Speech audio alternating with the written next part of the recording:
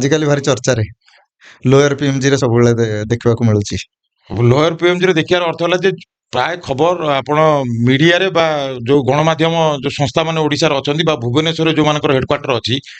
ସେ ପୁଙ୍ଖାନୁପୁଙ୍ଖ କାହିଁକି ସେ ଲୋକ ଆସୁଛନ୍ତି 10,000 ଲୋକ ଏକାଥରେ କେମିତି ପଳେଇ ଆସିଲେ ଭୁବନେଶ୍ୱର ଏତେ ଶୀତ ହଉଛି 14 ଡିଗ୍ରୀ ଶୀତରେ କେମିତି ରାତିରେ ବସିକି ରହୁଛନ୍ତି ଠିକ ଅଛି ଗୋଟେ ସ୍ତ୍ରୀ ଲୋକ କହିଦେଲା ଯେ ନାଇଁ ମୋ ଦରମା 50,000 ପାଉଛି ଏବଂ ଆମେ ଚଳିବୁ କେମିତି ଯୋଉଟା କି ନିହାତି ସେ ଗୋଟା ପାତ୍ର ହେଇଗଲେ ଯେ 10,000 ଲୋକ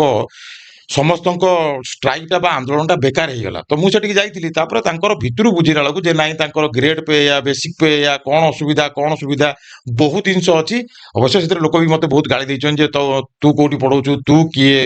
ତୋର କଣ ଦରକାର ସରକାରୀ ସ୍କୁଲରେ ଯୋଉ ମାଷ୍ଟର ମାନେ ପଇସା ପାଉଛନ୍ତି ସେମାନେ ତାଙ୍କ ଛୁଆକୁ କୋଉଠି ପଢଉଛନ୍ତି ଇଏ ତ ଗୋଟେ ଅଲଗା ଚାପ୍ଟର ହେଇଗଲା କିନ୍ତୁ ଆମେ ସତ କଥାଟାକୁ ଆପଣ ଯୋଉ ରେଜିଷ୍ଟର୍ଡ ଗଣମାଧ୍ୟମ ଯୋଉଠି ଅଛନ୍ତି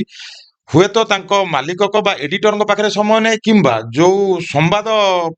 ଗ୍ରହଣ କରିବା ପାଇଁ ଯିଏ ଯାଉଛନ୍ତି ବା ସମ୍ବାଦ ବୁଝିବା ପାଇଁ ଯିଏ ଯାଉଛନ୍ତି ସେ ରିପୋର୍ଟର ଭାଇ ଭଉଣୀ ମାନଙ୍କ ପାଖରେ ବୋଧେ ସେତିକି ସମୟ ନାହିଁ ଧୈର୍ଯ୍ୟ ନାହିଁ ଗାଡି ଖଣ୍ଡେ ଖଣ୍ଡେ ମିଳିଛି ଯୁଆଡେ ନାହିଁ ସେ କମ୍ପାନୀ ଦଉଛି ତେଲ ପଇସା ଏଠି ଭଲ ହେଲାନି ସେଠିକି ଚାଲ ସେଠି ଭଲ ହେଲାନି ସେଠିକି ଚାଲ ଆରେ ଭାଇ ସତ କଥାଟା ଦେଖାଅ